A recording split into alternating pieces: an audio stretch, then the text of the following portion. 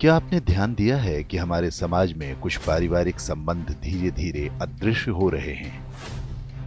पहले हर बच्चे के माता पिता के अलावा चाचा, ताऊ, बुआ, मामा, मौसी जैसे ढेरों रिश्तेदार हुआ करते थे, लेकिन अब ये सभी मानो विलुप्त प्रजाति होते जा रहे हैं। भारतीय परिवारों में रक्त के कुल 5 रिश्ते समाप्त होने की कगार पर हैं। 1-2 पीढ़ी बाद संभवतः ये सभी संग्रहालय में सजा दिए जाएंगे। केवल अंकल और आंटी बचेंगे। इसे इस तरह समझा जा सकता है, यदि किसी दंपत्ति के 2 पुत्र और 2 पुत्री हैं, तो उनके सभी 5 रिश्ते यानी ताऊ, चाचा, बुआ, मामा और मौसी होंगे।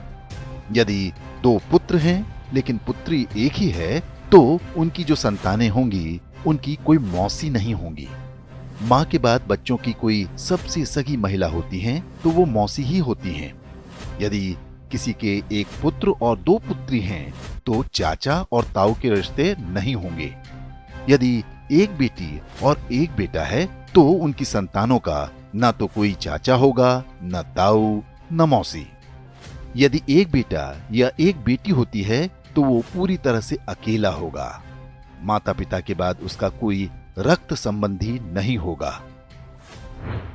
सिंगल चाइल्ड फैमिली को उनका निर्णय तीसरी पीढ़ी यानी जिनके वो दादा दादी होंगे बुरी तरह प्रभावित करेगा। उनका पौत्र या प्रपौत्र इस संसार में अकेला होगा। उसे अपने रक्त के रिश्ते की आवश्यकता होगी, तो इस पूरे ब्रह्मांड में उसका अपना कोई नहीं होगा। इसलिए दंपत्ति को सिंगल चाइल्ड के निर्णय पर गंभीरता से विचार करना चाहिए। ये न केवल हमारे बच्चों को एकाकी जीवन जीने को विवश करेगा, बल्कि हमारी हिंदू परिवार व्यवस्था को भी नष्ट कर देगा। पश्चिमी देशों में सिंगल चाइल्ड पॉलिसी भारत से पहले आरंभ हो गई थी। वहां पर इसके भयावह परिणाम सामने आने लगे हैं। ब्रिटिश विद्वान डेविड सेलबॉर्न ने एक पुस्तक लिखी है जिसका नाम है द लूजिंग बैटल विद इस्लाम। इसमें बताया गया है कि पश्चिमी समाज पर इस्लाम का अधिकार होता जा रहा है और इसका सबसे बड़ा कारण एक शक्तिशाली परिवार व्यवस्था का अभाव है। यूरोपीय देशों में परिवार नाम की संस्था लगभग समाप्त हो चुकी है। लोग विवाह करना पसंद नहीं करते।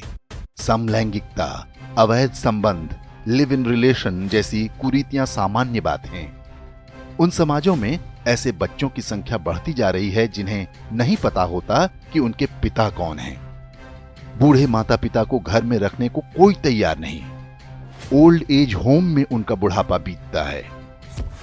यूरोपीय देशों में आज राजनीतिक दल परिवार को बचाने का वादा अपने चुनावी घोषणा पत्र में करने लगे हैं।